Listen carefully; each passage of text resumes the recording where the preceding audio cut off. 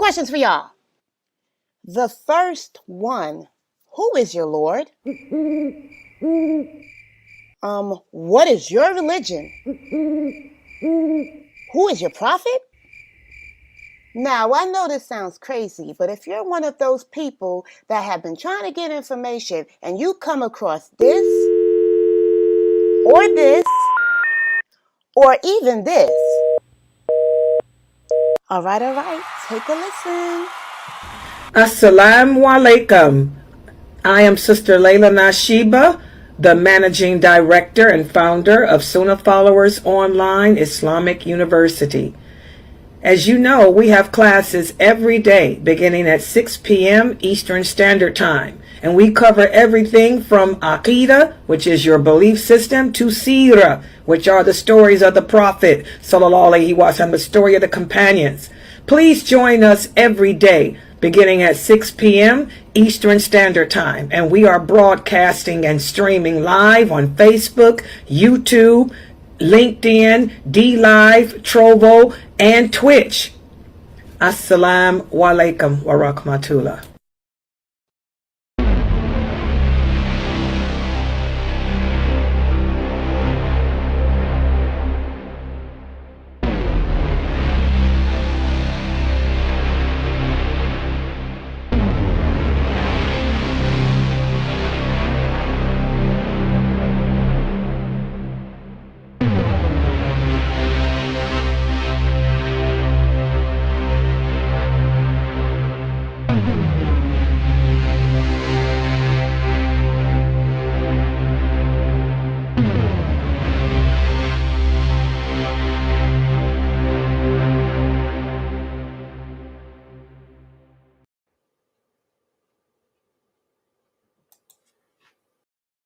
And he scores!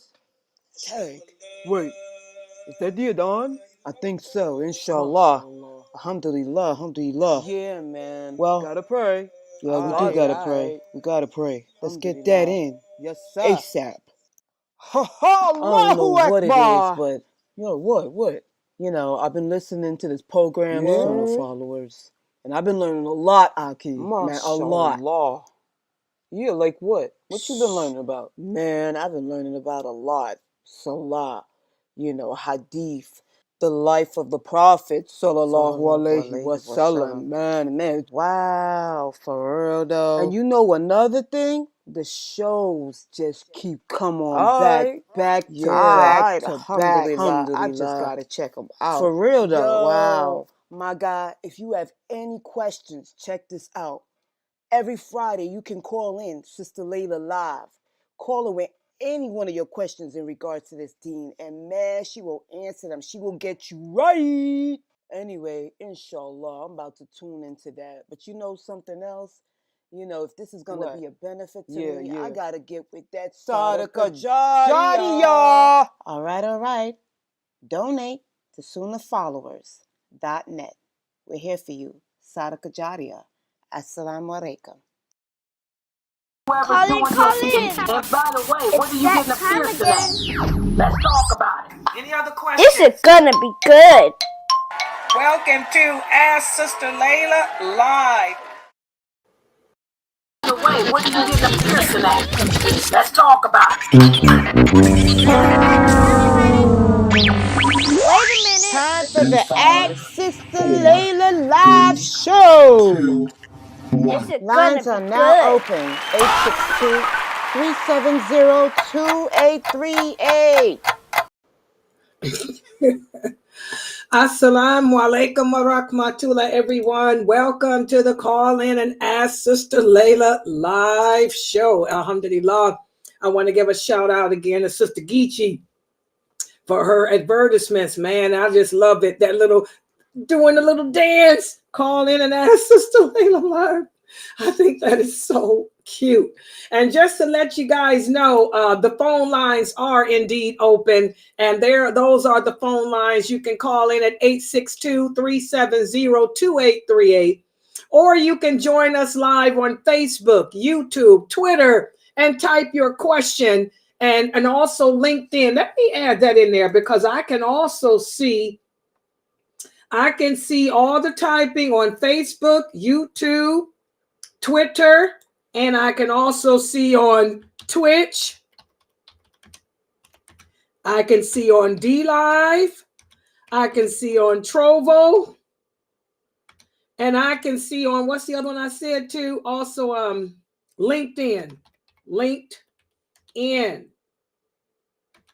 Those are all the platforms that you can type your questions on. And inshallah, I'll be able to see them all. Let's see if we got them there. You can join on Facebook, YouTube, Twitter, Twitch, D Live, Trovo, LinkedIn, and type your questions. And I can see them. And also, guys, don't forget, we are a nonprofit organization. Please scan that QR code at the top and support this dawah effort. You know, we got a lot of shows coming here, you know, here at Sunnahfollowers. I'm trying to keep it real. You know, I'm spending a lot of time here trying to get this website up and blooming. You know, I'm redesigning. What I'm working on now, I'm going to connect this to my main page. In other words, if you go to Sunnahfollowers.net, you'll be able to watch me live from there too. So you'll be able to just log in on the webpage of Sunnahfollowers.net and watch live too. So that's what I'm going to be working on tonight, connecting. And like I said, we're broadcasting on so many platforms. You know, it's ridiculous. I've even added Mixcloud. We're also broadcasting live on Mixcloud. We're trying, you know, these are some testing times here for us as a ummah, you know, with this war against Islam, because that's what it is. These beginning stages of the greater signs of the last hour, whatnot, you know, these are some trying times. So the Muslims need to be tuned in to learning their religion. And one thing I do is I'm adding new classes, new programs here, you know, to try to keep you tuned in to how to, you know, handle yourself during these trying times. And the Prophet Muhammad sallallahu alaihi wasallam taught us that the way to handle ourselves during these trying times is to simply strengthen our iman, strengthen our faith. You know, so, you know, please share me, guys, my website. For those of you on our YouTube page, please click the like button too. Whenever you join any of our classes and lectures, please click the like button because that puts us up higher in our SEO. And also, guys, subscribe to the channel so that way it'll put us up higher too. Because if we get a certain amount of people, then the website will basically pay for itself because we are a nonprofit organization. And that's why a lot of people, a lot of churches and mosques and things do their platform on YouTube because it'll pay for itself, you know, but we got to have a certain amount of subscriptions and likes and stuff. So please like us and follow us and try to share my YouTube channel with anyone you know. I am not new. I've been doing this dawah longer than anyone else on the internet, and that's the truth. I was one of the first on the internet back in 1986. So this ain't nothing new. I'm an old person, an old school person. People know who I am. They've heard of me. They may not like me, but they've heard of me. And why don't they like me? Because I keep it real. Hello. And I've been teaching the same thing since 86. Basic Aqidah and Hadith. Never changed up anything. Still the same. You know, so people don't like to hear the truth. A lot of people can't handle the truth. What did they say in that movie? You can't handle the truth. That's why we got war. Can't handle the truth. So anyway, please support this website, my YouTube channel, and share me to all the Muslims. You know, they've heard of me. I ain't famous. I'm admit it. I'm not famous. I'm infamous, though. The big difference between being famous and infamous. I'm infamous. They know who I am. So, you know, they don't like it. That's their problem. But they're going to be wishing that they had been listening to me when those rockets start flying over here. Remember, you heard it from me. Okay, so alhamdulillah. This is our Call In and Ask Sister Laila show. I try to keep it real. Any questions that you have about Islam, you got several choices. You can either type your questions here on whatever platform you're sitting on, or you can join my Zoom room, and I have the link there at Sunnahfollowers.net. And by the way, I'm redoing that page today. But you can join the Zoom room and use the microphone and talk live there. And also, I'm on this club thing too. Hold on here. Let me look and see. I got to keep my eye on these people. I don't use this club that much because I can't stand it with all the fitna. But I'm on there too. So the people that joins on there can see me as well. All right. Well, you can't see me, but you can hear me. You don't need to see me. All right. So you can type your questions that way. And also, guys, let me remind everybody that inshallah tomorrow, Dr. Asim, as you all know, has been sick. That's why he hadn't been doing his classes. But he's going to try to join tomorrow to resume his reflections of the Quran class. His class time has been changed to 3 p.m. to 3 p.m. Eastern Standard Time. And he's going to be speaking about victory, the concept of victory in Islam. You know, everything that the Muslims that we're doing is centered around what's going on over there in Palestine, because it is a shame. You know, these Zionists, they don't care. You know, Zionists, they're anti-religion, they're anti-Allah. You know, and all they want is to establish a Zionist world where no one believes in Allah, no one worships Allah, and they want to make their own rules, their own guidelines, and be rid of anyone that opposes them. So it is atrocious what's happening, but the people there can handle it. If they couldn't handle it, Allah wouldn't have sent it. And this is why, the reason why I say that is because a lot of Muslims are weak in faith. A lot of Muslims today are weak in practice. And a lot of Muslims today can't handle the truth. So you will look at what's going on over in that part of the world.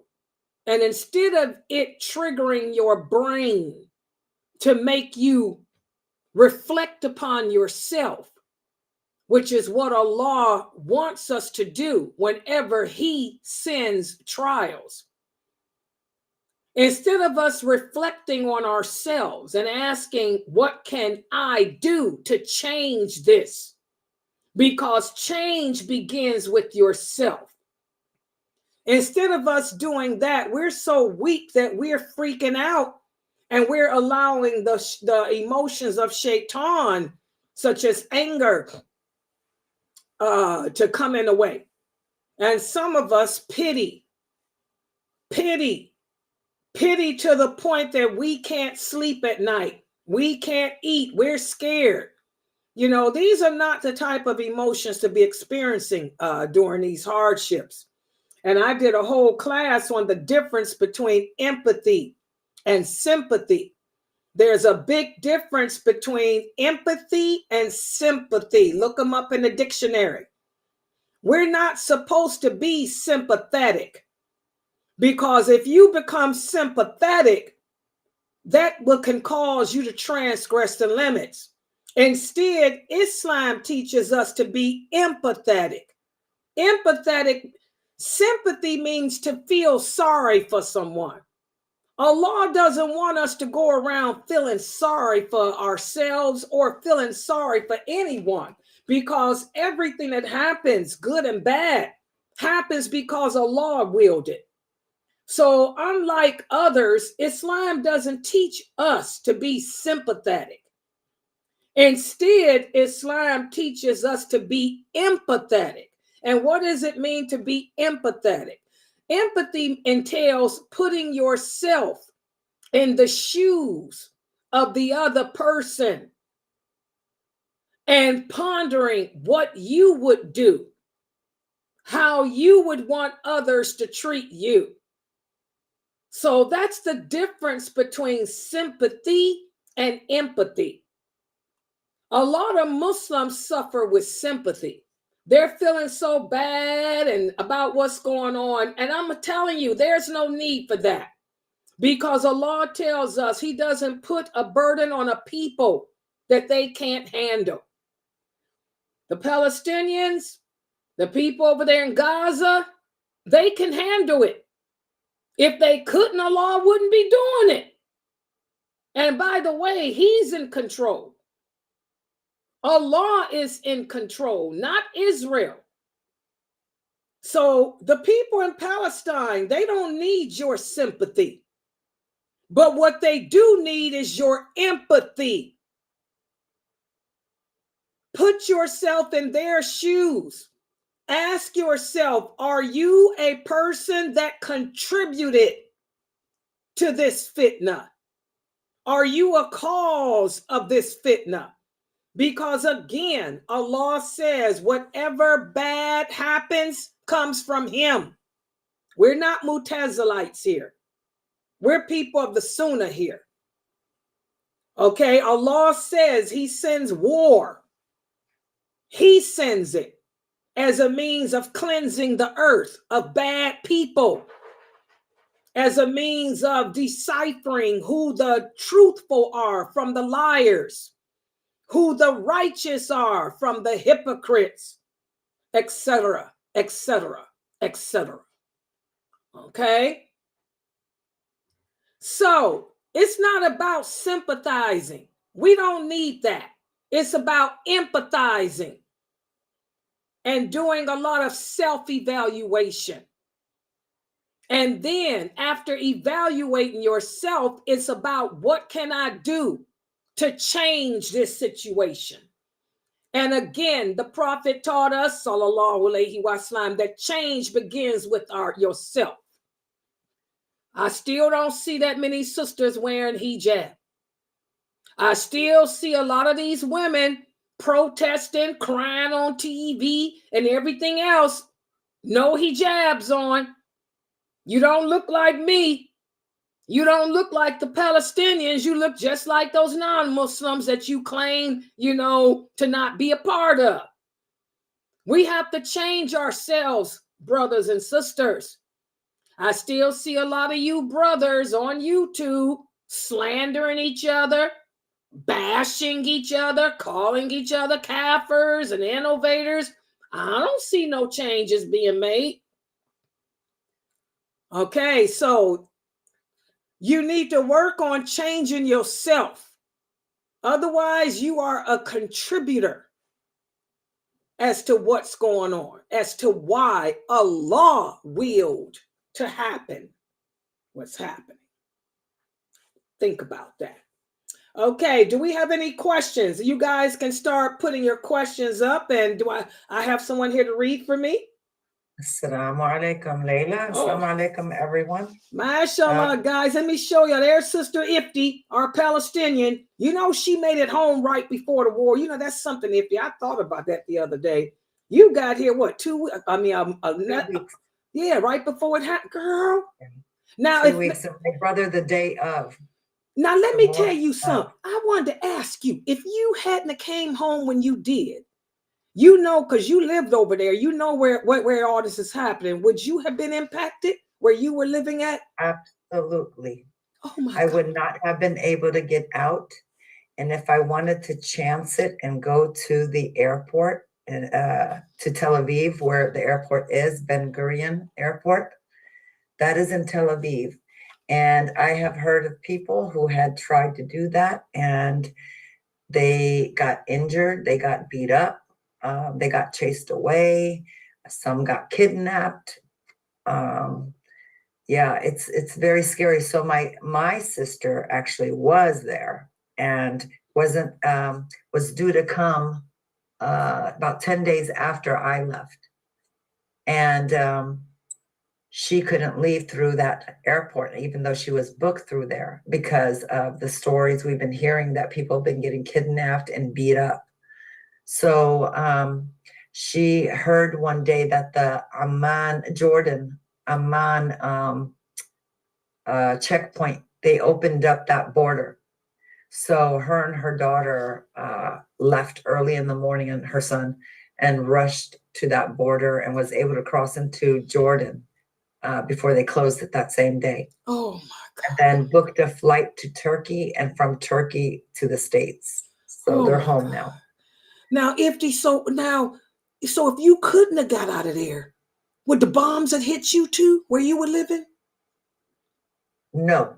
The bombs are like, they're not telling us some of the reports in terms of Hamas's bombs. Hamas's bombs are landing in Tel Aviv. They are landing in some of the cities. That dome thing that doesn't catch it, the Iron Dome, doesn't catch. So there are some bombs that did fall, but not in any areas where the Palestinians are or where the Muslims are. They fell in Jewish areas, but those are not being reported because they don't want to give any news or power for the Palestinians or Hamas.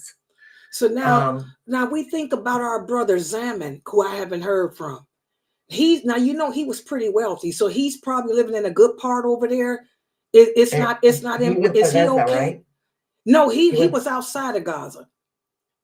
He's in a good part. He had a home in Beverly Hills. He was pretty wealthy. He went back home to Israel. Now, do you think he's living in a good part where he's okay?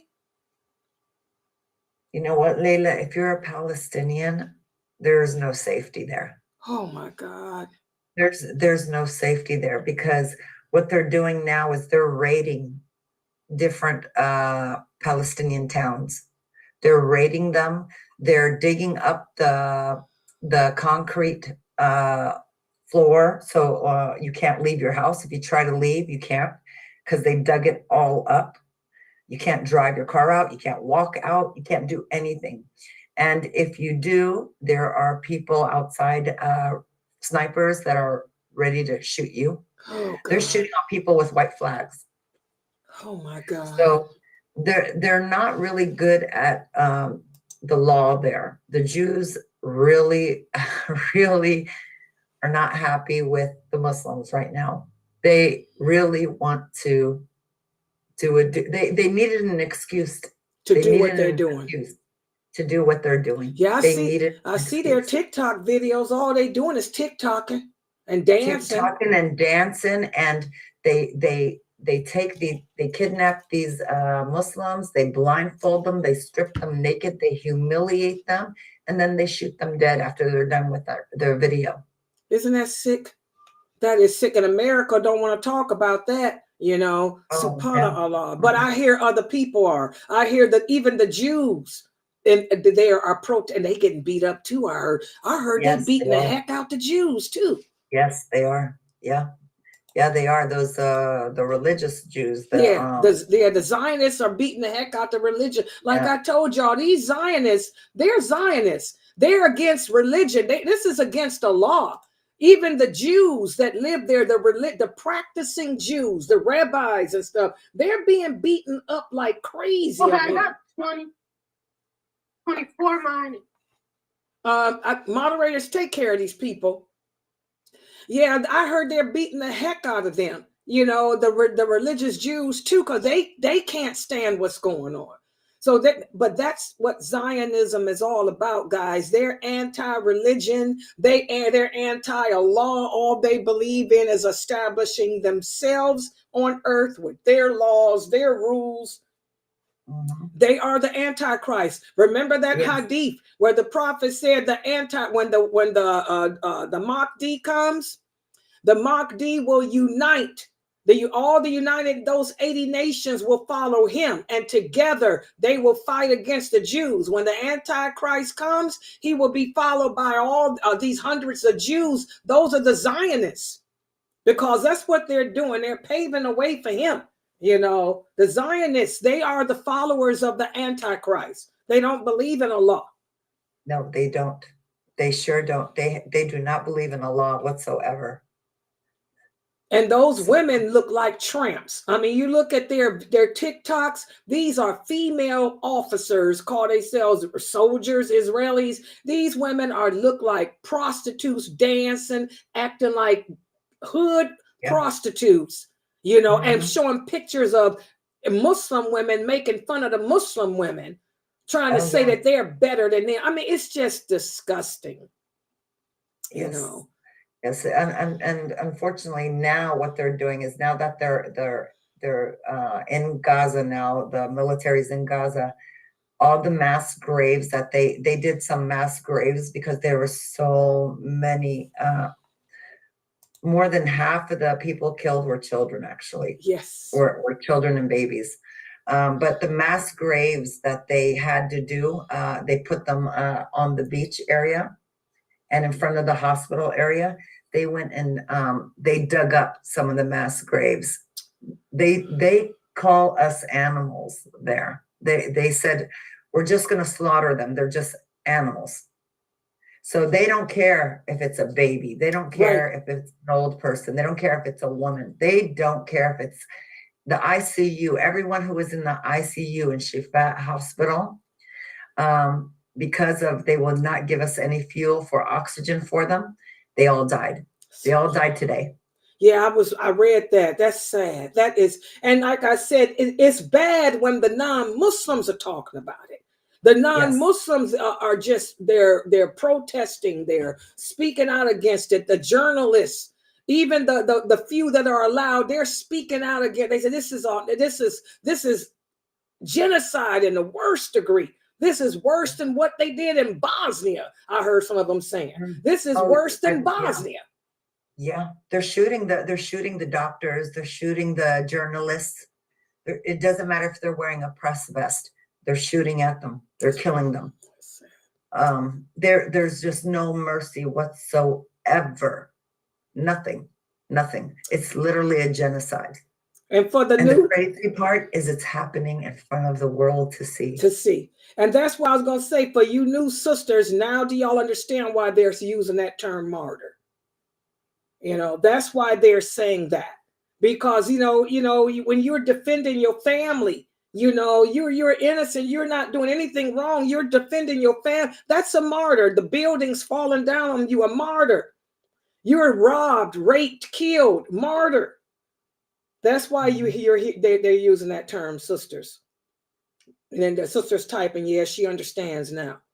SubhanAllah. Like I said, guys, but these Muslims are strong. They can handle it. They're stronger. Like I say, those women are running out. All I see is kimars and abayas. Yeah. That ain't what I see here with these protesting women and these Muslim Somali Congress women that look like, I don't know what she looked like. She don't look like none of my Somali kids here. You know, sold out to me. Shed your tears. We don't need your tears. You're part of the reason. SubhanAllah. So it's all about change, guys, changing ourselves. All right, we got some questions in here. Yeah, because this is just sad. Yeah, we do. Okay. I'm going to start on Facebook with Sister Laila. Okay. She says, Sister Laila, when you miss your witr prayer due to woke up late and it was already fajr time, should I pray before I do my fajr or make up next day?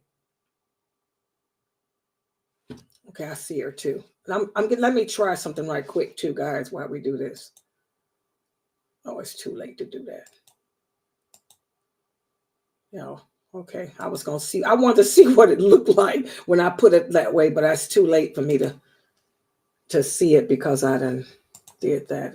And reason why we don't do that, we found out too, I forgot, is because of this. We need the donation tab thing, right? Yeah. Okay, Laila, I see it now. Hold on, let me. I was trying to see if I could put it that way. Okay, this is her. When you miss your witr prayer due to waking up late and it's already fajr time. Okay, you can make if making witr is a habit for you. If this is part of your regular routine, yes, you can make it up after fajr. Because remember, the voluntary prayers do not way more than the obligatory ones. I know some Muslims that be up all night long praying to Hajj, but then they go to sleep and don't wake up for fajr. Guess what? Your tahajjud didn't even count. Okay, but yes, if it's part of your normal routine to make a voluntary prayer, but for some reason you miss it, yes, you can make it up. Okay. In fact, the hadiths that you guys read, there are no sunnahs. There are no sunnah prayers for asr. But when you read those hadiths saying that you saw that so-and-so saw the prophet praying 2 rakats after asr or before asr, those were the sunnahs of dhuhr that he missed. He was unable to pray because he was busy with fighting or something. So yes, you can make it up if it's part of your regular routine to make the witr prayer, make it after fajr. If it's part of your regular routine to pray the sunnahs of asr, the sunnahs of dhuhr, yes, you can. You miss them, you can make them up. Yes, they're just voluntary prayers. Okay. Jazakallah khair. The next question is from Brother Ahmad in the YouTube. This question is, what is the history behind the hadith? People are using this hadith, we can boycott Jews. At the time of the Prophet Muhammad, sallallahu alaihi wasallam, when Thumanah bin Uthal became Muslim, he boycotted one of the Prophet's enemies, saying, by Allah, you will get a single grain of wheat from yamama until it is permitted by the Messenger of Allah. Okay, first of all, there is nothing in Islam that says you can or cannot boycott. Like I've told you guys, boycotting has been done for centuries. Where does boycotting and protesting? The Greeks and the Romans have always done that. So anybody that tells you it's haram, where's their evidence? Anybody that tells you that we have to do it, where's there? That's a choice, okay? But this hadith that you're talking about, I just taught y'all this hadith last week. I went over the story of one of the wives of the prophet. Can y'all remember that hadith? This is a test for my students, including you, Brother Ahmad. Brother Ahmad, you should know the history of that hadith because I just went over that hadith with y'all last week. Can anybody tell us the story behind that? What wife was the prophet married to when this happened? And what happened? Who can give me the who, what, where, when, why? Y'all got to remember these hadiths I'm teaching y'all and the stories of the prophet's wives. Okay? This, in fact, I put it on a quiz for y'all last week. Do y'all remember? What was the question I asked y'all? Why is it that what Thumanah did? Why is it that it was successful for him, but it wouldn't be successful for any of us? Remember that question? And it was answered by Sister Mina. Sister Mina explained that hadith. Is Sister Mina here? Yeah, I'm here, but I think it was my mama. But I remember just paraphrasing it. It was successful because back then was the we needed the wheat, and now we don't need the wheat. Okay, yeah, this hadith, Brother Ahmad. You should know the history. You remember it, Ahmad? Or are you asking for somebody? Can you explain the answer? You were here. We talked about how Thumanah ibn Uthal, he was one of the enemies of the Prophet Muhammad sallallahu alaihi wasallam. He was one of the ones that swore to kill the Prophet. But then he ended up converting to Islam. And after he converted to Islam, he loved the Prophet so much that he not only did he become an eminent companion, but he was the one, his people were the ones that grew the wheat in Arabia. He lived in that part of Saudi Arabia, Brother Ahmad, where the wheat grew. So he had such wala, such allegiance to the Prophet Muhammad, sallallahu alayhi wasallam, that he said, I'm going to show el-bara. I'm going to disassociate myself from the Quraysh, because the Quraysh are enemies to the Prophet. They want to kill him. So I'm going to disassociate myself from the Quraysh, and they will never receive a drop of wheat ever again until they embrace Islam. Do you understand now, Brother Ahmad? Okay. And why was it successful? Because he lived in the part of Arabia that owned all the wheat. So the Quraysh had to find something else to make their bread with. But guess what? They became Muslim after that. That was right before the conquest of Mecca. That's when the Quraysh and all of them converted to Islam.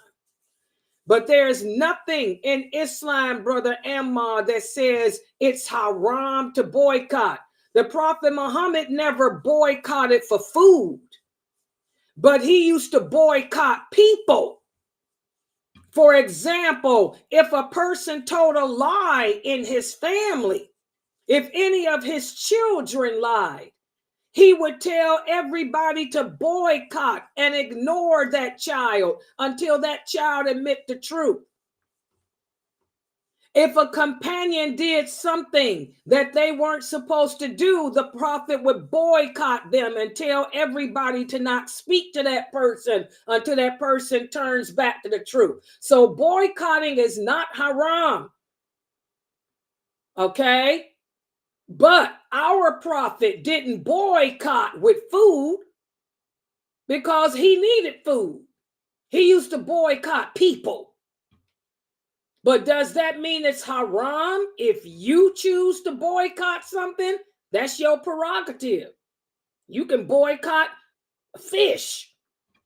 If you don't want to eat fish no more, so you decide to boycott fish, that's your business. But that has nothing to do with religion. You understand? Does everybody understand? Boycotting has nothing to do with Islam as far as religion. If you want to boycott something, that's your personal business. But you can't go around telling me to boycott fish because you don't want to eat fish. That's your business. But I can boycott you if you lie to me. Y'all see? Okay. Did I explain that good, Ifti? Yes, you did. Yeah, okay. Alhamdulillah. The next question is from Sister Jamila. The Coptic Egyptian, were they before or during Pharaoh's time? And did they worship one god or did they worship many gods? Okay, remember I told you guys, Coptic means two things nowadays. Coptic is a race of people like Viking, German, Somali, Indian. Those are races. Coptic is a race of people. Y'all understand that first? First of all, that's the truth. What is a Copt? A Copt is a group of people, a race of people. What is a Frank? King Charlemagne was a Frank. That's a race. Those are Germanic people. So back in those days, you had different races. Roman is a race. Greek, a race. Persian, a race of people. Copts, a race. Who were the Copts?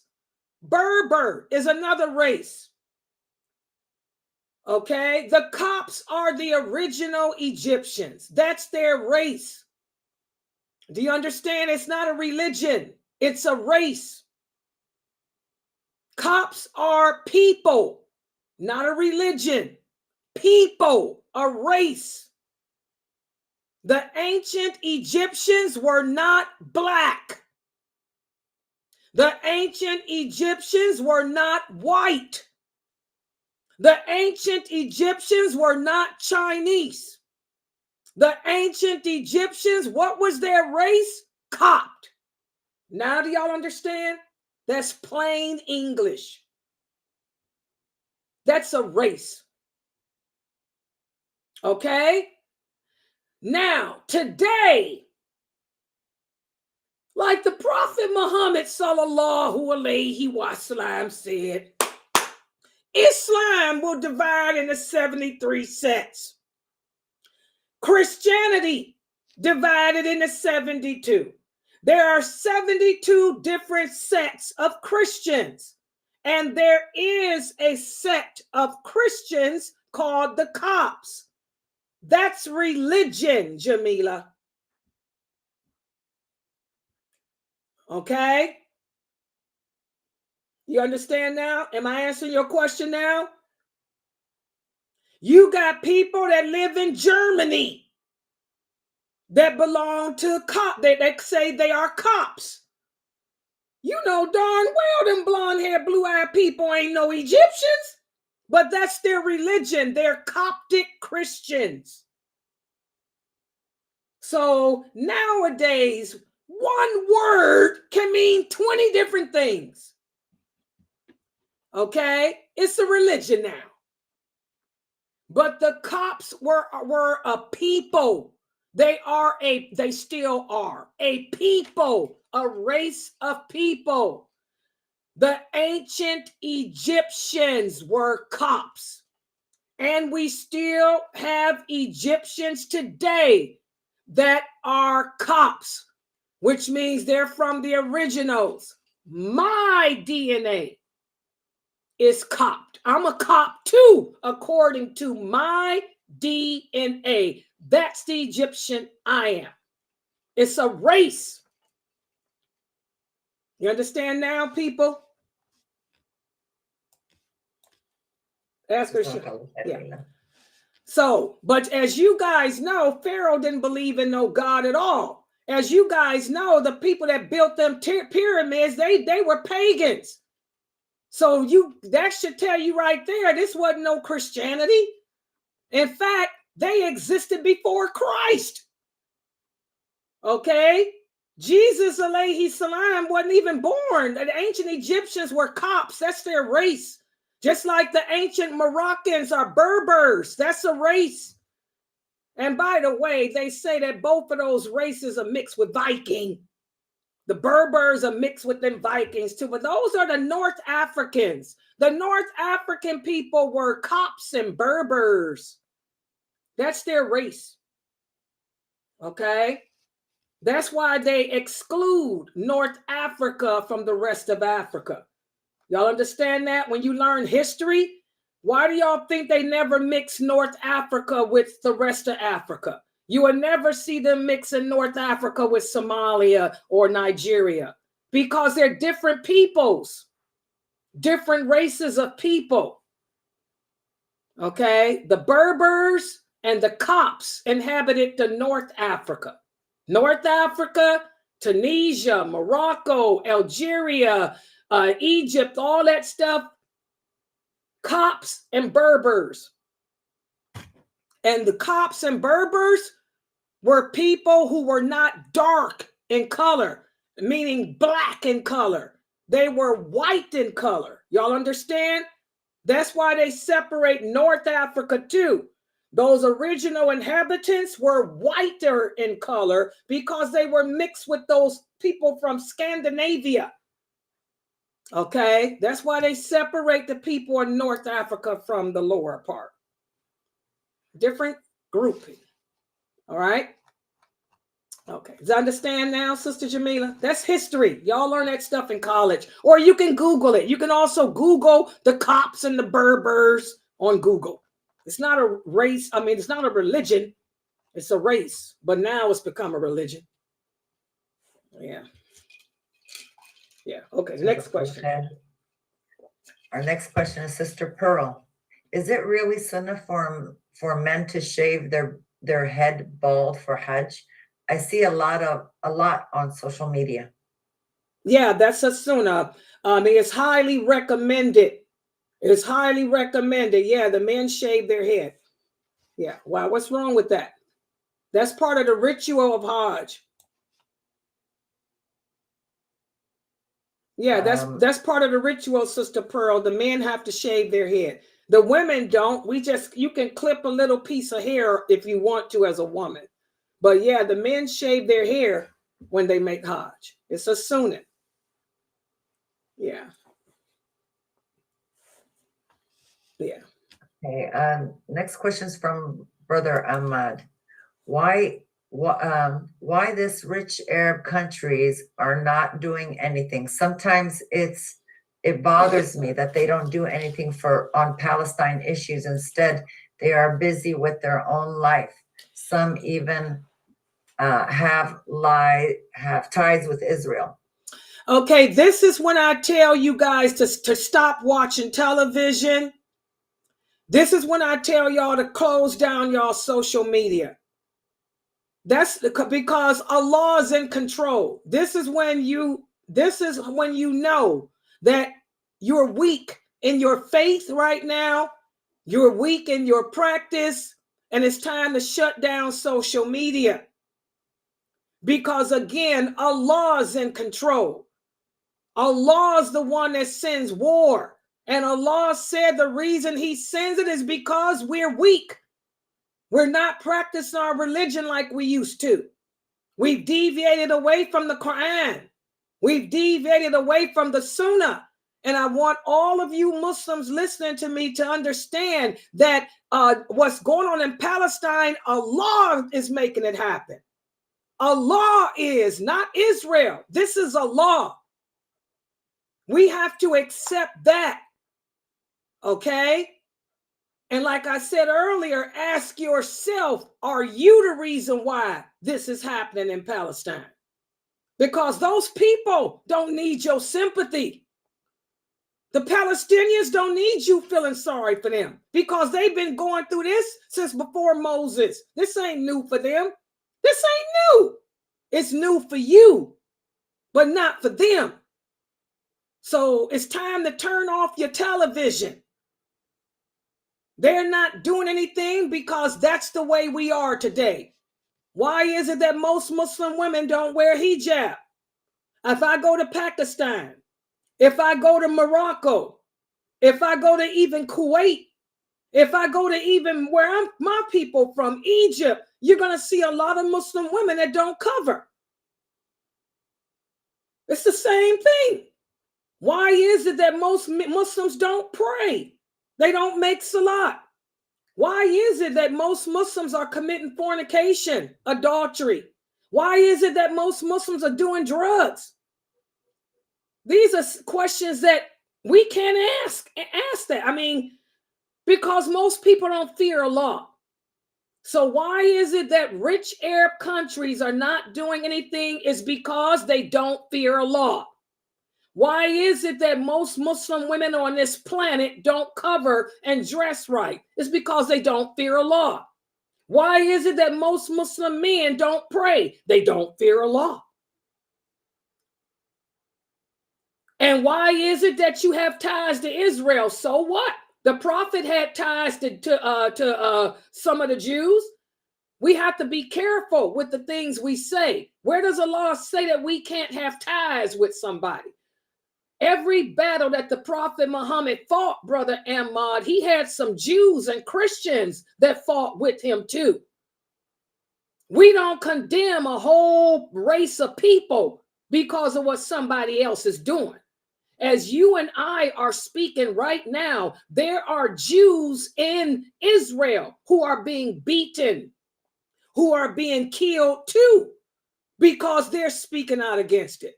So what's wrong with having a tie to Israel? See, these type of political questions, this is what Sheikh Morsi was talking about. Political stuff we have to stay out of.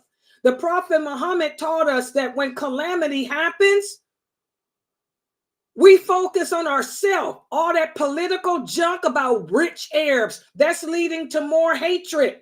So now you're going to start hating the Arabs. See how Shaytan works? Now we're going to hate our own people. We're going to do well better against our own people. Okay, so that type of stuff, Brother Ahmad, that's a sign that you are too emotionally attached to the situation.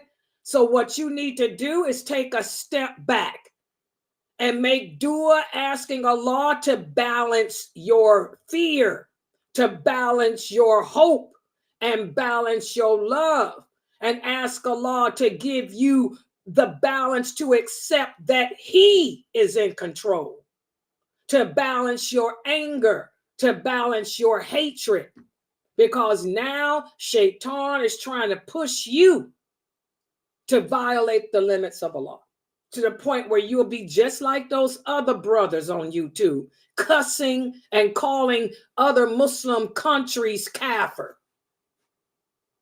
By the way, right before this Q&A, I was listening to some idiot on this program here say they all Muslim, that ain't no Muslims in America.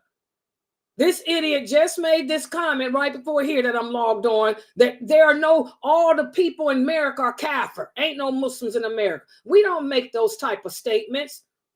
So now you're on the borderline of saying the same thing. All the Arab countries are kafir because they rich and ain't doing nothing. Y'all got to understand nothing they can do. What did Allah say? If all mankind, Brother Ahmad, were to decide to come together to help you, they will not be able to lift a hair on your head unless Allah allows it. And Allah is in control of this. You can tell He's in control because the Prophet Muhammad outlined it. Everything that's happening today is already recorded that it would happen right there in Bukhari and Muslim. If that ain't the proof that Allah is in control, then you Muslims got to learn your deen better. The Prophet said they'll start hating each other. You will start pointing the finger at each other. And now we're going to start fighting each other. Like he said, our destruction will not come from Israel. It'll come from ourselves. Because we can't control and balance our emotions. We're too emotional. That's why the Christians will always have the upper hand over us, because they can balance theirs. We can't. So turn off your TV, Ahmad. Stop watching the news. Okay. Good question. Jazakallah, Laila, for that wonderful, deep answer. Jazakallah khair. I hope everyone understands what you are saying right now. It is very deep. And it truly is that Allah is in control of this. Mm-hmm. For Allah to send something like this to a people who is being tested with war, with hunger, with their families, with their loved ones, with death. And no one is more oppressed than that person. So I can just imagine, like, Allah would not turn away from that person's supplication. Right. They have that weapon right in the palm of their hands, in their heart, coming out of their mouths, what they feel. Allah's going to hear them. Right. Allah will hear them. And like that one sister said, I'll never forget last week, Alhamdulillah, she lost everybody. She might not even be living now. But they asked her, how can you handle? She said, Allah's in control. I'm not alone. Alhamdulillah. Those people are strong, man. Yes. There's some place. Oh, she did say that too. My family is in a better place. Inshallah, yes. I'll be joining them soon. Alhamdulillah. They are the strong ones. It's you guys that's weak and freaking out. Y'all the weak ones. Y'all the ones whose supplication won't get heard. Theirs is. Yes. That's why they're calling them martyrs. Alhamdulillah. And you know, I've been dreaming about that lady, wondering if what happened to her, because she was outside that hospital. That's what I'm saying. She might not even be living now. She said, Inshallah, I'll be joining them soon. SubhanAllah. And everything they say is after they see whatever happens, that trial, that comes, that calamity that happens to them in that moment, the first things out of their mouth is Allah is sufficient. Alhamdulillah. Allah is sufficient for me. That's what those are believers. Just like the prophet said when the Mahdi come, you know, the only believers will be those 70,000 that hold off the last of those Zionists while Jesus is taking the Antichrist out at Tel Aviv airport. Yes. SubhanAllah. Okay. The next question is from Sister Pearl. Is throwing rocks at Shaytan something people came up with, or is it really part of the Hajj ritual? Okay, all of that is part of the Hajj ritual, Sister Pearl. Whenever you go to make Hajj, you will have a Hajj guide with you. And that person will walk you through the steps of Hajj. But that's not a pillar of the Hajj either. When I made Hajj, I didn't go to the throwing because it was too dangerous. So we had somebody else go for me. So those are all a part of the ritual, but that's not a pillar either. Okay. But yes, it's part of the ritual. Yeah. The next question is from Sister Norto. Is making a speech at a wedding about the people getting married as a way of congratulating them the way of the kaffirs? I don't know what that is. I don't know what a speech at a wedding is. I've never seen that. I don't know what it is. If you're asking me, is it lawful to make a speech? You can speak whenever you want to. But do kaffirs? I'm going to be honest. I've never been a kaffir, so I don't know how kaffirs get married. I've never been to a kaffir wedding. All I've seen is what I see on TV. I've been to Muslim weddings. I got married several times. And so I don't know. I don't know what you're talking about. I really don't. What type of speech? I don't know what she means by speech. I don't know. But we have innovated. A lot of Muslims have taken on the ways and the behavior of the kaffirs.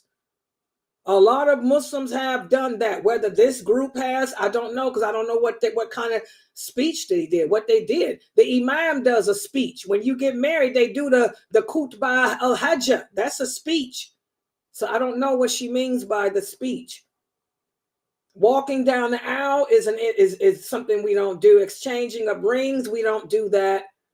But if somebody said, well, you know, I got a good daughter that I'm marrying to you, I don't see nothing wrong with that. So it depends on what type of speech they're giving, I guess. Yeah. Question from Sister Pearl. You mentioned in the past that your mehr was Hajj. I have a hypothetical question about that.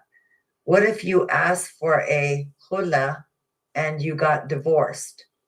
How would you pay back the mehr, which was Hajj? The mehr is the money.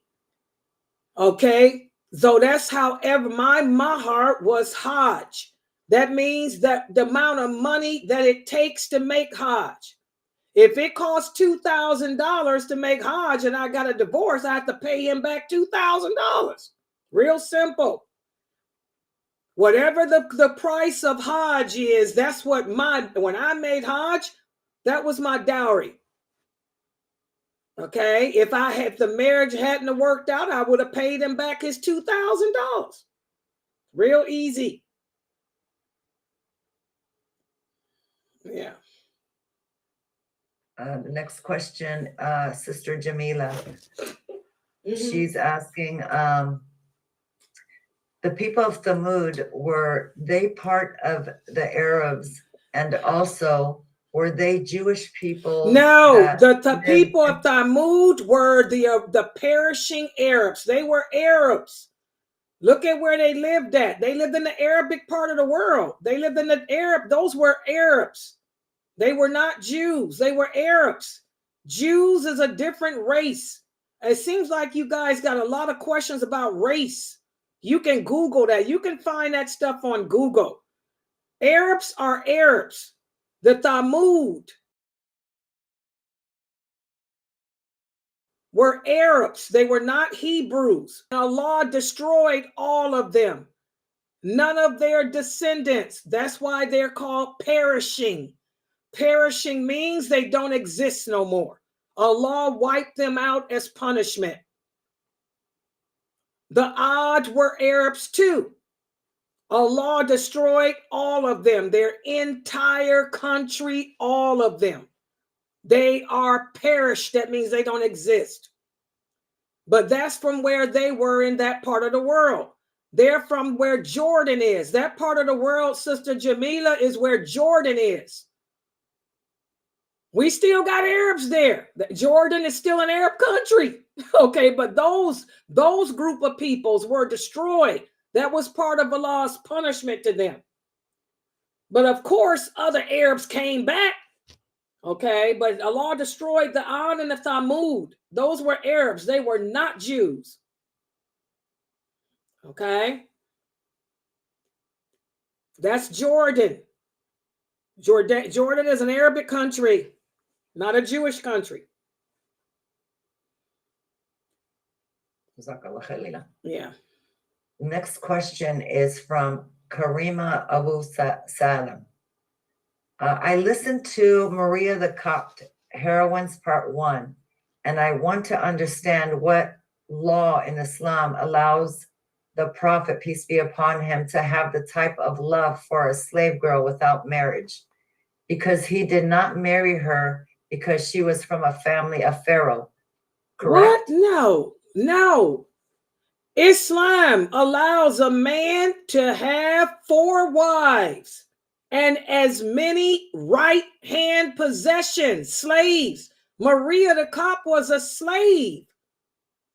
The Prophet didn't marry her because he chose not to. And she wasn't the only slave he had. He had another slave named Jehanna. Okay? She was Jewish. He didn't marry her either. A Muslim man, if we were fighting, when this war against Islam, I'm going to tell y'all, right-hand possessions will come back in play. When the war against Islam happens, when the United Nations declares war against Islam, that's when we will have right-hand possessions again.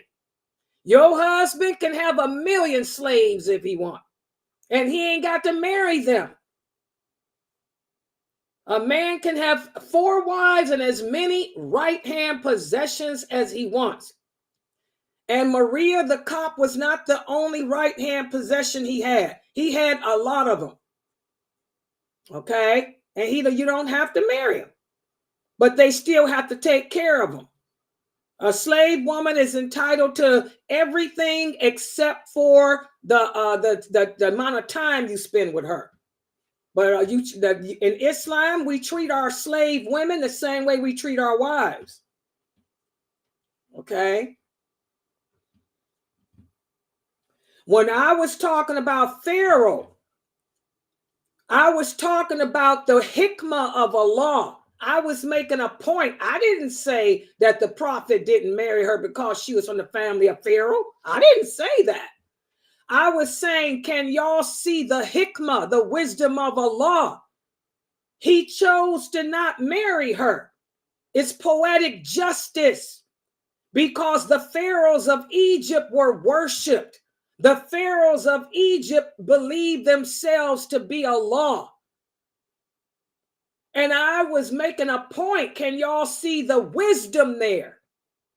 The wisdom there. This, remember, Allah teaches us as Muslims to ponder the religion. And what I was doing in my presentation was trying to get y'all to ponder the beauty, how Allah will always be supreme. Because what was the problem with the pharaohs? They denied La ilaha illallah and whatever prophet came. Look at what happened with the Pharaoh with Moses. I am God. Look who got the last laugh. Poetic justice. That's the point I was making. But the prophet didn't marry Maria because he didn't have to. And she was not the only right-hand possession he had. He had other right-hand possessions too. A man doesn't have to marry his slaves. He has to take care of them, but he ain't got to marry them. Everybody understand that? And that's just the part of Islam that you sisters have to accept. Because if there's a war again, it's going to be a lot of right-hand possessions. With the caliph. Let me throw that in there too. With the caliph. When the Mahdi come, a lot of right-hand possessions. Yeah. Next question is from Brother Jamal. I want to follow the Sunnah of the Prophet by having more than one wife, but residing in America makes it financially challenging to maintain separate households.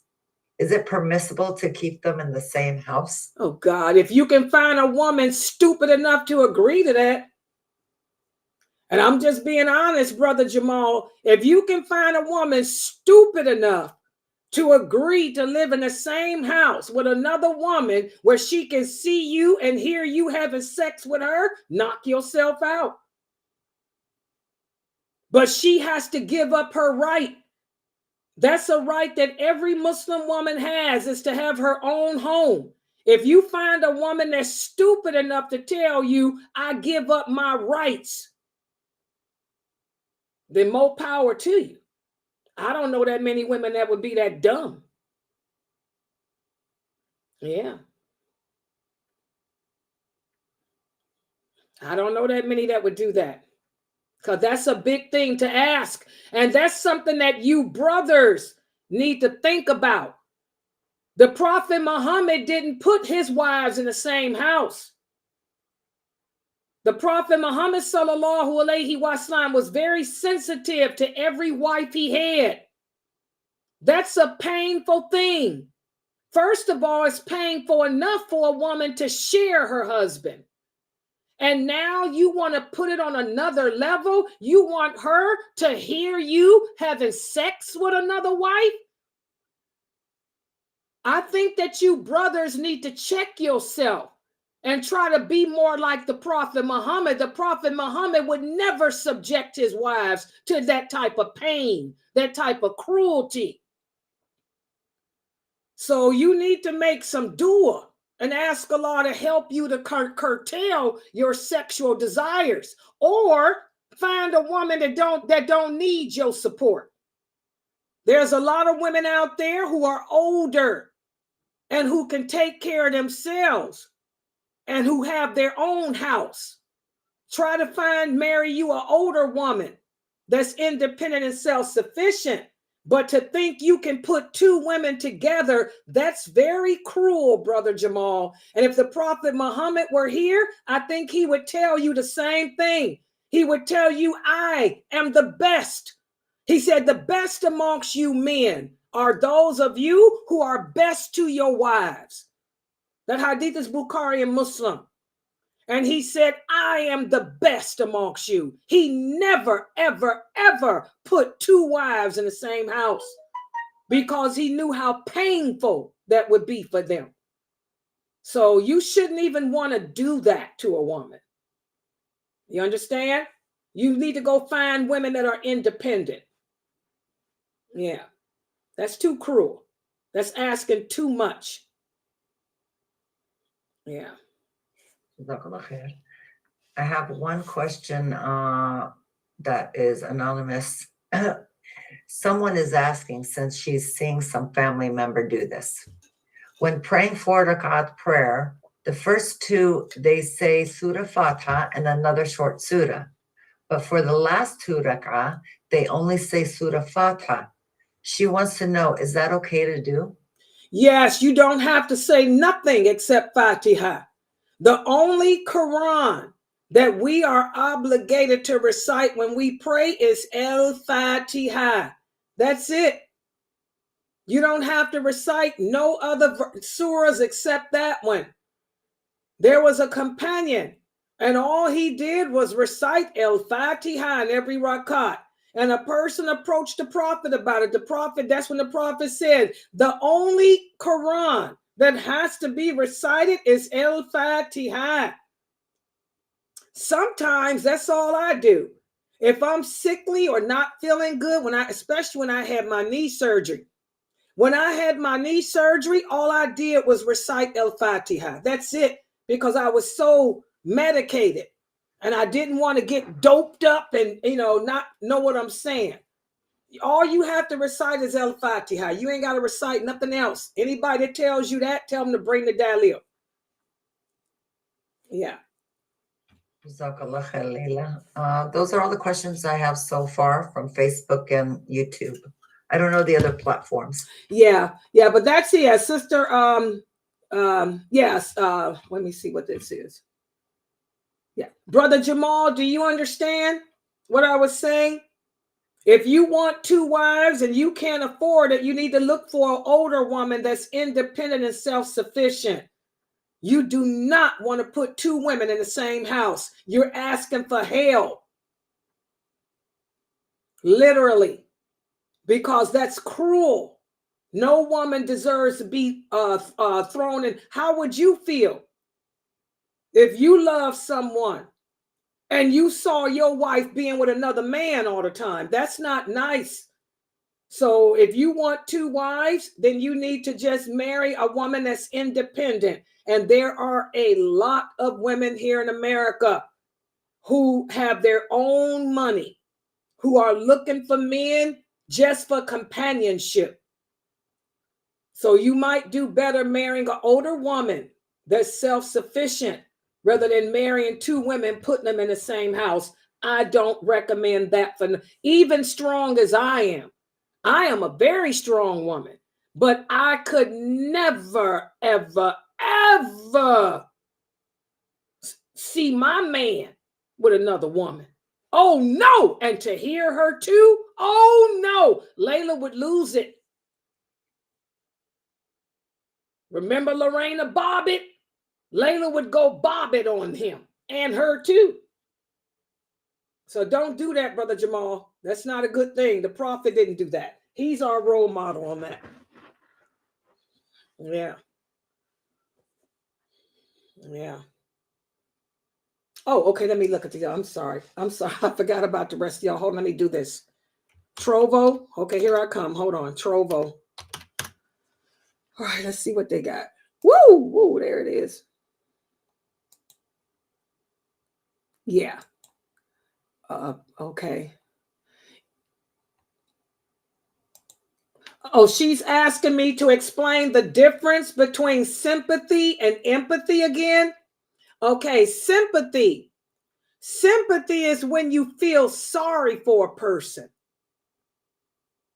And we have to be careful with that. There's a thin line between feeling sorry for a person and doing things that we shouldn't do as a result of it.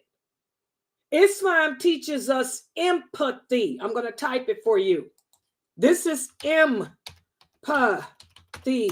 There it is. And you can look it up in a dictionary. Empathy is different.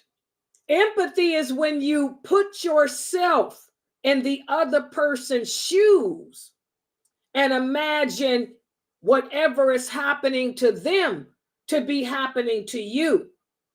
Because then you get to think, how would you want people to be if it were you? What would you want people to do if that were you? Islam teaches us to empathize, not sympathize. You understand? And when you look it up in a dictionary, you will really see the difference in the meaning. Yeah, empathy is something that we all have to work on as a nation, because the Prophet sallallahu alaihi wasallam said we're just too emotional. As Muslims, we're too emotional. We get caught up in feeling sorry for people to the point that we end up doing things we shouldn't do, or we get too angry, or we become so jealous. You know, that's why I was telling the brother, don't put two women in the same house. We can't control our emotions. Yeah, as women are jealous by nature anyway. So why would you subject two women to that if you love them? You know, we don't do that. Yeah, that's a ticket to hell. Yeah, misery, heartbreak, heartache. Yeah. You understand it now? Okay, she said good. Yeah. Yeah, and we talked about that in my series on Well or Why Better, empathy and sympathy, the difference. Yeah. Yeah, guys. And by the way, guys, please donate to support this dawah effort. You know, this website, guys, we need donations. I think, how much do we have in our account? We got, what, 200 in there now? Because they took out the Zoom and all that. So please support us. It takes $2,000 a month to run this website. And by the way, guys, just to share with y'all what I'm doing, something new. What I'm going to do, I'm going to try to connect. I'm going to work on that tonight. I'm teaching myself how to do it because I don't have anybody do it for me. Oh, I'm looking at this too. What is this? Okay. What I'm trying to do is on my Sunnahfollowers.net, my website, I'm going to connect the YouTube channel there. So that way you guys can watch all the live lectures directly from the website too. I'm going to work on doing that tonight and connecting everything. I'm going to also come up with a blog. I'm going to put a blog on the website so that way you guys will see the daily schedule like I used to have before. I'll put a schedule on there, the classes, and also a blog for information and upcoming things and all of that too. I'll work on that tonight, you know, but please subscribe to this YouTube channel and support us, inshallah. Okay, I got a text here. I'm trying to read it because you guys are using this WhatsApp. Salam. Oh, yeah, go ahead. Okay, go ahead. Omar here. Go ahead, because I can't read this. Yeah, go ahead. Are you ready? Yeah, go ahead. The first question is, the lady is asking, is that okay to use conditioner in your hair, like a relaxer? A relaxer, right? Okay. Conditioner. Like to perm your hair. Huh? Like to perm your hair. To perm your hair. Yes. Understand? Yeah, let me answer that one. Yeah, alhamdulillah. I'm glad she asked this question because somebody else was asking it too, and I forgot to answer. Remember, guys, when it comes to the lawful and the unlawful, the Prophet Muhammad sallallahu alaihi wasallam said the lawful and the unlawful have been clearly defined by Allah. If something is haram, there will be a clear verse that says, thou shalt not do it.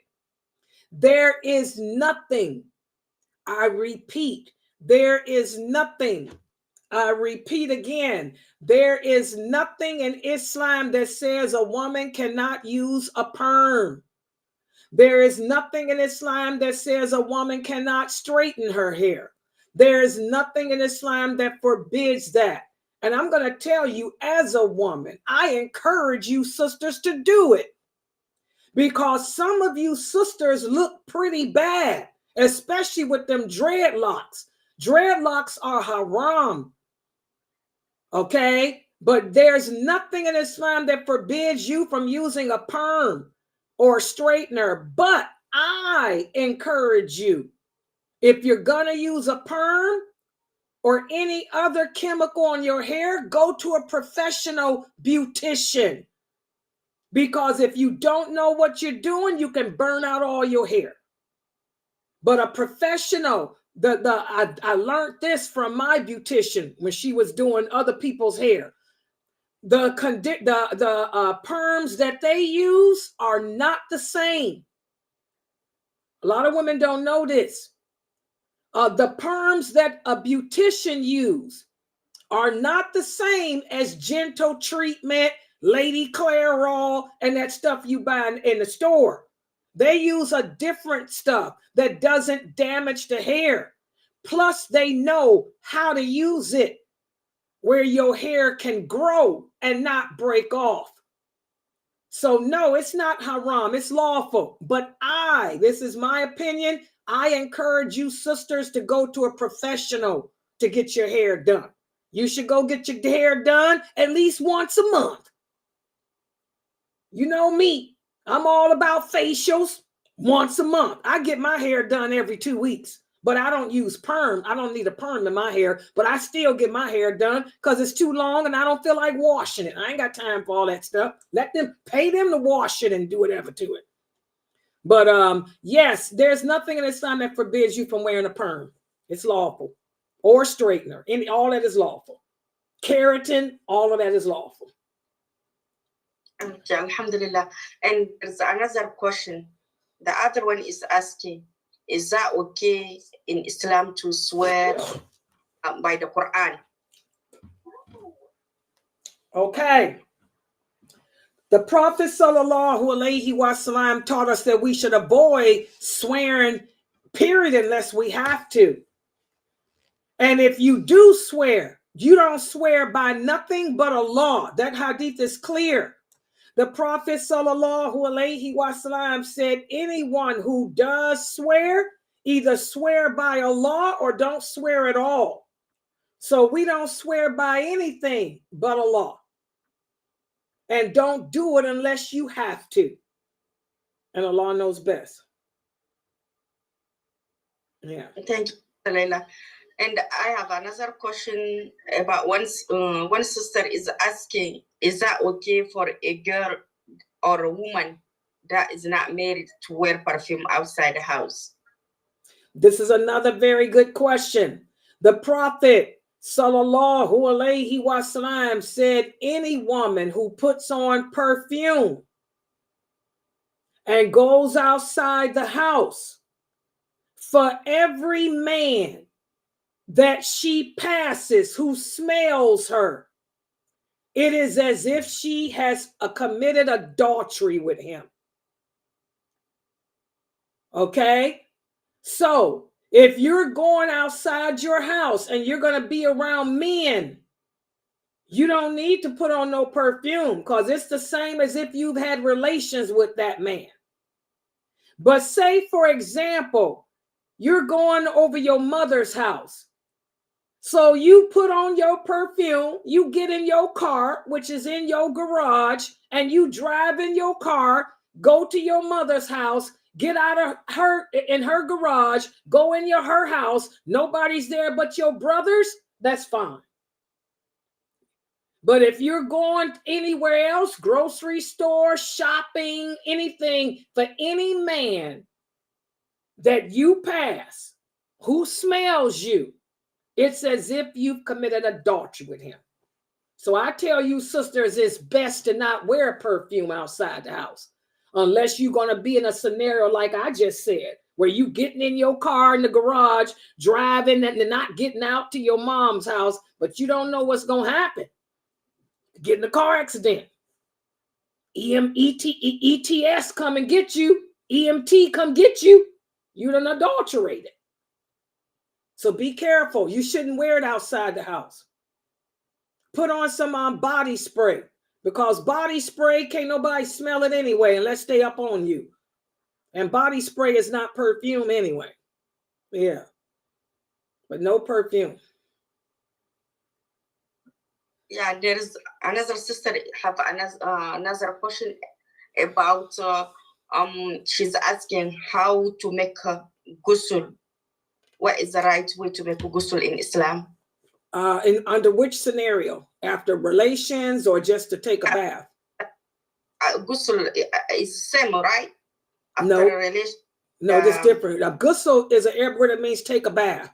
So under what circumstances? Like after your period. Okay, that's different too. Okay, it's different. Okay, if it's after your menses, then a woman can, ghusl simply means to stand up and like in America, we have showers. Ghusl means to immerse your entire body in water. That's all it means in English. To cover your entire body from head to toe with water. That's a ghusl. So if a woman gets off her period, if I turn on a shower and just stand up in the shower and let the water run from my head all the way down to my feet, that's a ghusl. That's all ghusl means. But now, if a woman has braids in her hair and you got off your menses, you do not have to undo your braids. You don't have to wash your hair that way. Just let the water just run through the braids. But after sexual relations with your husband, that's different. You have to take your braids out, undo your braids, and run your hands through the hair to wash it. That's why I was saying it's different ghusls. But that's all ghusl means. Ghusl means to stand and take a bath. That's it. Take a shower. I suggest you use soap. I suggest you use conditioner, shampoo, body wash. But that's all it means, just to let the water cover you from head to toe. And if it's after your menses, you don't have to take the braids out. But if it's after relations with your husband, you have to undo your hair. You have to wash the hair. Everybody understand that? That's another good question that the sisters need to know. Yeah. Yeah. I was not aware of that one, Laila. I didn't know that there was two types for whether it was after menses or whether it was after sexual intercourse. Girl, yeah, you probably got long hair too. You mean tell me you didn't know if you braid that stuff up? Yeah. After relations with your husband, you got to take the hair loose, guys. Yeah, but if it's the menses, it can just no, I mean, I got it backwards. I'm sorry. I got it backwards. Glad I caught it. With your husband, if it's with braids, you can keep the braids on. I'm sorry. I had it backwards. Menses, take him loose. Y'all got it? Y'all got it? Let me do it again because I got it mixed up. I was busy drinking my coffee thinking how I need another Starbucks. Okay. And by the way, this is an example of the hikmah, the wisdom of Allah. A lot of us might have relations with our husband quite a few times. Let's talk about it. Hello? Let's just talk about it. Let me wake up here. Yeah, this is important. We got to talk. Where my talk about it thing? Let's talk about it. Call in. And by the way, what are you getting a piercing today? Let's talk about it. Any other questions? This is gonna be good. Welcome to Ask Sister Laila Live. All right, let's talk about it. Because I'm sitting here drinking this coffee, thinking about this other Starbucks. Look at the wisdom of Allah, guys. A woman and her husband might have relations, quite a few times in one night, okay, or day. If your hair is in braids, you don't have to take them loose. Y'all understand that? You can just get in the shower and just let the water go through.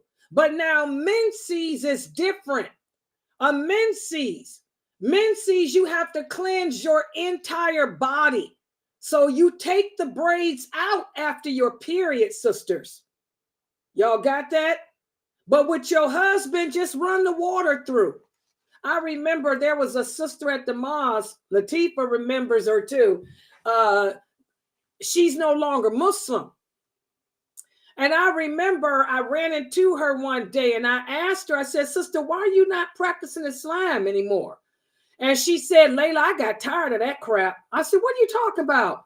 She said, every time me and my husband had sex, I had to take a ghusl and couldn't keep my hair together. I said, sister, you wear braids? You just let the water run through your braids. Nobody told her that. See, sometimes we make the religion so hard on ourselves. Okay? That's why I say there's no need for feminism in Islam. Allah gave us women rights. You know, so if your hair is in braids with your husband, just let the water run through it. But after your menses, take the braids loose. Y'all got it now? Sister Omar here, did you tell her now? Make the correction. I'm glad you woke me up, Ifti. Yes, I got it. You know, y'all know Norto, may Allah bless her. I got 4 Starbucks sitting in the refrigerator. And I keep telling y'all something about that Starbucks, man. I'm sitting thinking about how I got 4 of them in there. I can go crazy tonight doing this website because I'm getting ready to redesign the Sunnahfollowers.net.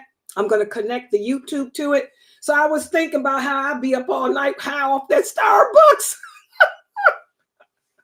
Alhamdulillah, may Allah bless Norto. Yeah, my little Norto. Her and I show. MashaAllah. Yeah, go ahead with your next question. I'm sorry. I'm glad that Ifti got me, caught me. Ifti, if I do that again, please get me, girl. Yeah, I was just listening, but I never hear that. This is the first time I hear that. And no, you know how about that, Omar here. You know how to wash your hair. About to say me too, I never hear that. And then yeah, y'all, when y'all know, hey, sometimes I'll make a mistake and yes, sometimes just correct me, honey. Sometimes I can get messed up. It's not easy. Yeah, the other sister is asking Sister Laila. She said that there is her sister. Her sister, she was in a toxic marriage with her husband. Can you guys be quiet? So she was in a toxic marriage with her husband, and the husband abandoned her and the baby. She was pregnant, 4 months pregnant of a baby girl. And the husband abandoned them. He traveled, left her hungry and sick and all this. So her big sister take care of her and the baby, take care of her until she had the baby. When she had the baby, since she was pregnant, 4 months pregnant, she never hear from the husband and he never feed her or anything. Her big sister is helping her with everything until she deliver the baby. So after she delivered the baby, they sent the husband to come and do the akika for the baby. The husband refused to do the akika. Her big sister do the akika for the baby. She pay for to sacrifice the goat and everything for the baby. So now the girl, since she gave birth to that girl, she got her divorce with that old husband and she remarried of another man. So her sister continued to taking care of this girl since she was in her stomach. I'm sorry, sister. One second. Girl, I put my scarf like this. If you look, I look just like the King Tut people. I'm looking at myself. You understand, Sister Laila? Yes, I hear what you're saying. Yeah. So what happened now? Sister was taking care of this baby since the mother was 4 months pregnant until this girl grown up. So now she's asking, the big sister is asking. Now the mother want to marry that girl to a man who doesn't even pray good and who use drugs and all this. And the big sister doesn't like this man to marry this girl. So she's asking, who have the power over this girl? Who's supposed to marry this girl? The guardian is supposed to be a man, not a woman. A woman cannot. In fact, I went over that hadith with you guys last year and I did my series on marriage. The Prophet sallallahu alaihi wasallam said any woman who negotiates and guardians guardians the marriage of another woman is cursed by Allah, and so is the woman that she did it to. A woman cannot be a wali for another woman. It has to be that girl's a man in her family. So does she have any brothers, uncles, grandfathers, cousins? Yes, she says the girl have her uncle, and all the uncle know that man that he is a bad person. He used drug. Well, she can't marry without her uncle's permission. A woman, uncle, yeah, if her uncle said no, then that's it. She cannot marry that person. Yeah. And that other woman, her mother needs to go sit down, or whoever, because her mother is not her guardian in marriage. A woman cannot be a wali over another woman. It has to be a man, because a woman doesn't know a man. Yes. So if her uncle said no, then that's the end of it. That means that man has to go about his business. He can't talk to her, or he should have been talking to her anyway. They got to move on and find somebody else. So if the uncle said no, then that's it. It's over.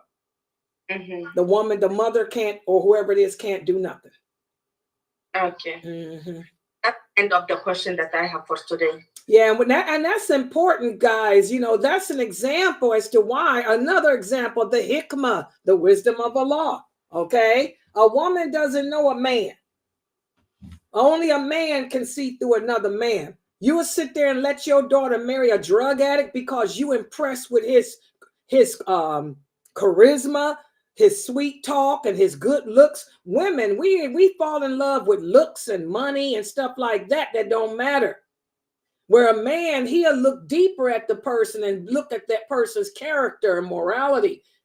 You know, so that's why a woman cannot be a guardian over another woman, because we wouldn't know what to look for anyway. We're looking at the wrong things, money and looks, stuff like that, instead of looking at the fact that he's a dope dealer, a drug abuser.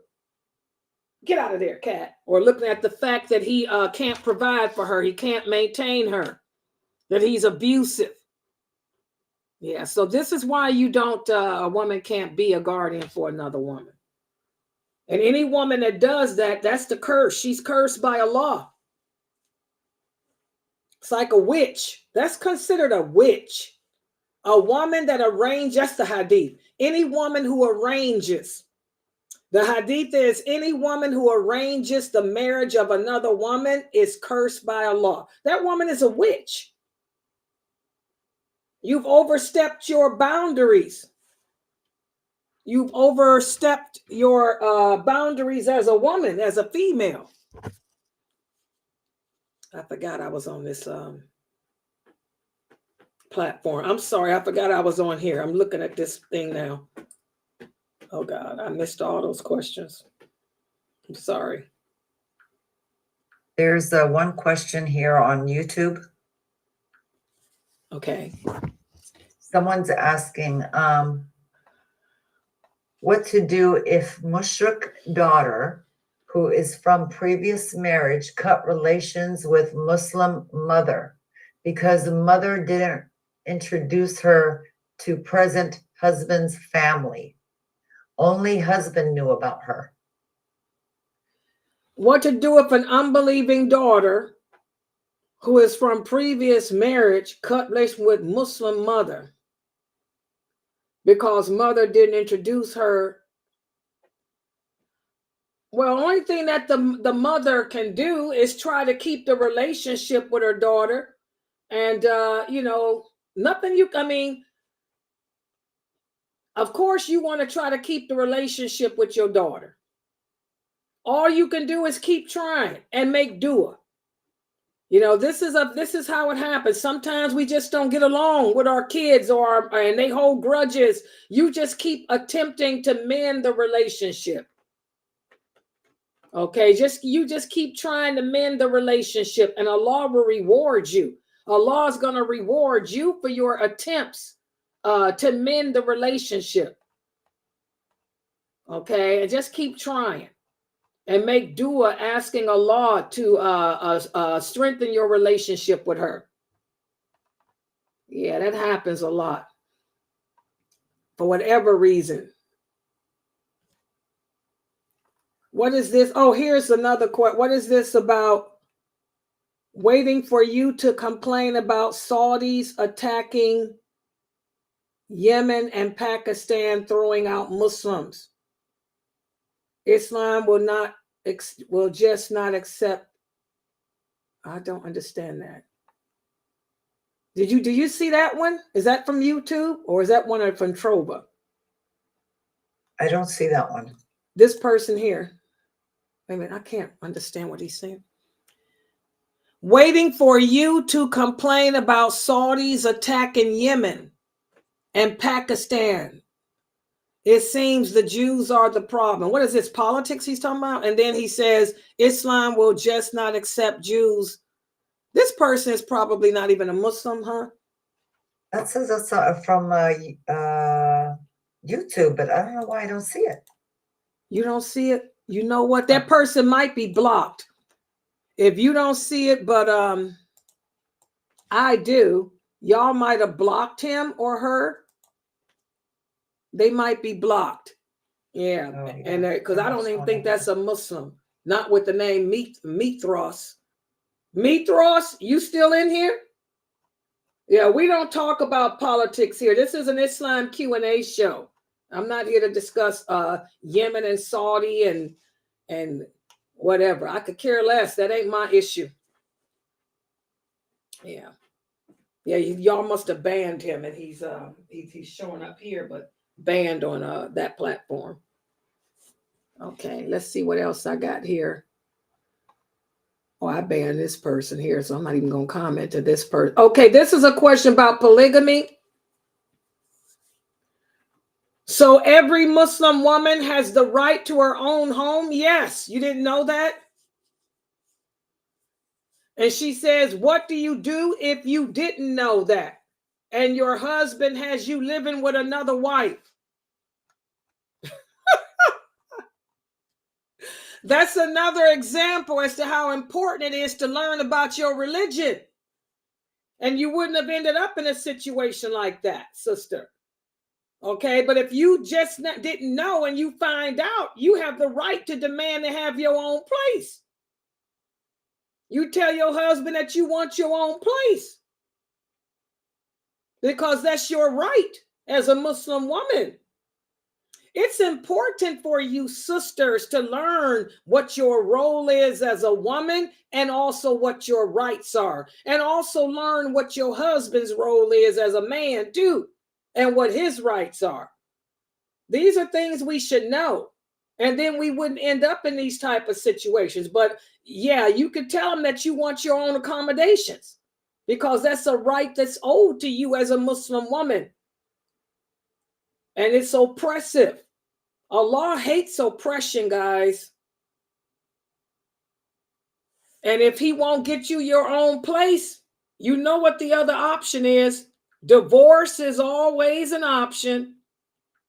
Divorce is good and clean.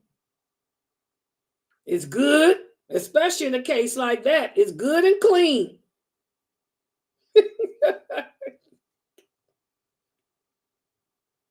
Yeah, these brothers won't tell you. See, she said she didn't know that she married her husband and she didn't know that she was supposed to have her own accommodations. He told her that she had to live with what? How many? She's part of 3 women. All 3 of you living in the same house. Now is it a girl? Please, I ain't even gonna go. Sounds like sister wives stuff. Girl, that's what's going on. She said they got a 4-bedroom apartment. Oh. She said he got 3 wives and they're all living in a 4-bedroom apartment. He's got a room to himself and each one of them have their own bedroom. Now, you know that's crazy. You know apartments ain't that big. Hello.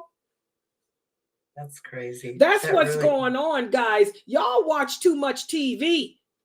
When them sister wives got popular and now they got polygamy, kaffirs looking for a second wife, y'all need to stop watching those reality TV shows because now you're imitating the LGBTQ. The LDS. Y'all imitating the Mormons. The Mormons, those LTDS, whatever they call themselves. We don't live like them. There's no sister wives in Islam. And we don't live in the same apartment. 3 wives in an apartment? Can y'all believe it? Oh my God. I see a lot of this in my country.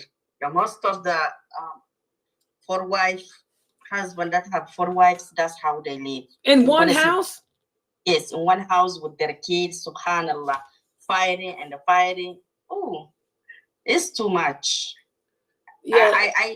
I never know that until in Sunnahfollowers I hear that. I never know that they are not supposed to be in one house. That's how they live. In my country, I don't know the rest of the country, but Niger, that's like sad. That's so oppressive, guys. You know, a man has to care about you. You brothers, y'all got to care about your wives, man. If you love them, why would you subject them to that? That's oppressive. Empathy. Empathy. Put yourself in their shoes. Would you want to be in a situation like that? That's what I'm telling you. That's too much TV. That's that sister wife stuff. Yeah. The husband have money. You're gonna see a husband have money is a millionaire, and you're gonna see him with 4 wives in one house with a lot of kids. One have 6, one have 5, one have, oh my goodness, and fighting and they cook one meal in I don't know how to explain. The women fight and stuff too. Yeah, fighting. You're gonna see fighting, subhanallah. And the men have money, and he doesn't take good care of those kids and those wives, subhanallah. You are not gonna know that he have money if you come into his house. Oh my God. That's how I see a lot of family in my country like that. Oh my God, that's sad. Who was married of those kind of men too. I know a lot of cases like that. You know, Laila, I think the men are marrying more than one wife, not for the right reasons anymore. Yeah, that's sad. Not for the reasons the Prophet ﷺ did it for. I think these men do it for one thing, and that is for a sexual reason alone. It's got to be. Any other reason. Because how can you love somebody? I got to tell you, sisters, love is not supposed to hurt. Love is not supposed to hurt. That's not love. You're hurting like that? You're seeing your husband with 2 other women? You in an apartment? In an apartment, girl, you know you can hear and see everything. Come on. That love is not supposed to hurt. These brothers are getting off on their ego trips. It's that pimp mentality. But you sisters, like I tell y'all, a person can only do to you what you allow them to do. You know, I'm not talking about like the Palestinians. That's different. On a personal level, a person can only personally do to you what you allow them to do. You sisters need to get a clue. Get some self-esteem, some self-respect, some self-love, and get out of those toxic relationships. You're mentally messed up. Imagine what you're doing to your children. If it bothers you, look at how it's going to bother your kids. Those sister wives that y'all imitate, look how messed up those children are. Half of those children are gay. Half of those children are gay. The other half have been incested. You know, the children are messed up mentally too. You don't put yourselves in those type of situations. That's not Islam. Allah is just. Allah is kind. Allah is loving. And love don't hurt. If it hurts you, it ain't love. That's sad.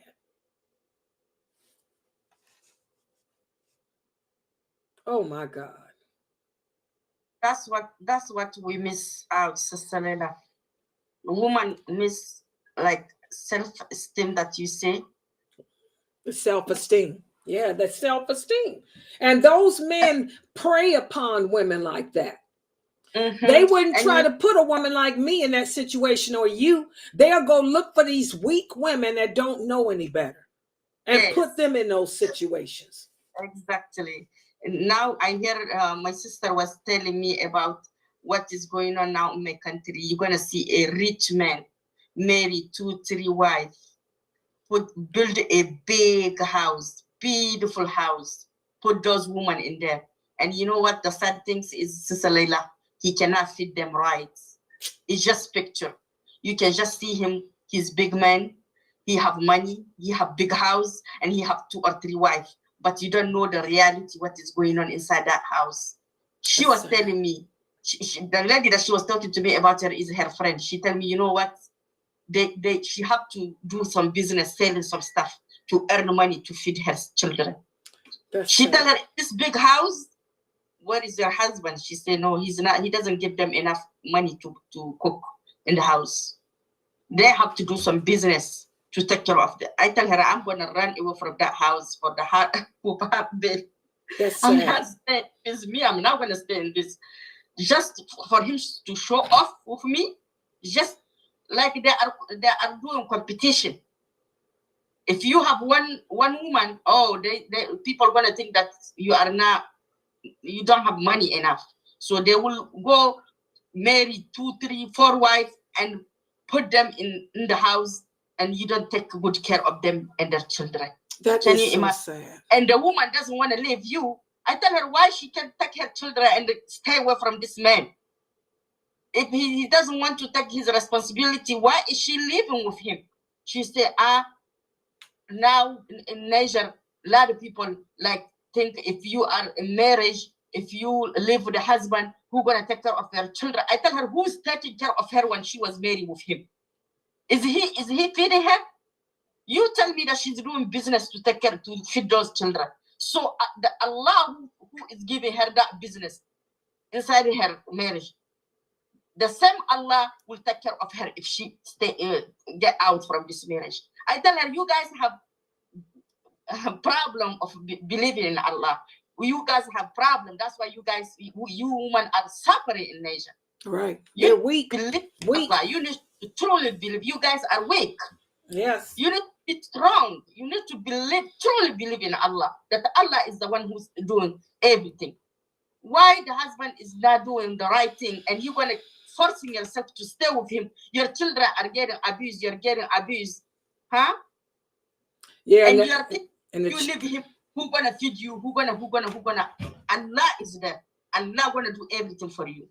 The same Allah who's taking care of you inside that marriage house, that toxic marriage. The husband doesn't give you your right. He doesn't give the children the right. The education of your children is struggling. And you choose to stay in that marriage because you're scared of poverty. Girl. I tell them, you know what? Who's in charge of marrying these couples? Yeah. Who's the imams someone needs to school the imams. They guardians, yeah. Yeah. Why would you put your daughter in those type of relations? And that's another problem too, especially in America. You know, you sisters, before y'all get married, you need to find if you ain't got no Muslim relatives, find a masjid with a decent imam who would care about you. Because why would your guardian marry you into a relationship, put you in a relationship like that? Tell you what a man that can't provide you. That's one of the conditions of marriage. The man must be able to provide her a separate accommodation. That's one of the criteria. You have to be able to give her her own accommodations. If you can't accommodate her, then you can't marry her. Sister Laila, do you know the very sad things that I hear after this? She was telling me now a lot of women are going through the same situation like this. What is pushing women are going to have like boyfriend outside the marriage. Woo! Yes, you're gonna see woman. She have a husband and she have a boyfriend outside the house. This is in the Muslim country. This is in Niger. I'm talking to you about my country. My country is now 1 person, 2 person, 3 person telling me this time story. I was very sad and upset. I tell them, you guys need to fear Allah because this kind of marriage, toxic marriage, your husband doesn't take care of you. He doesn't. They say you're gonna see the husband. He just built a big house. He put 3 or 4 wives inside, and all those wives have to struggle to feed their children.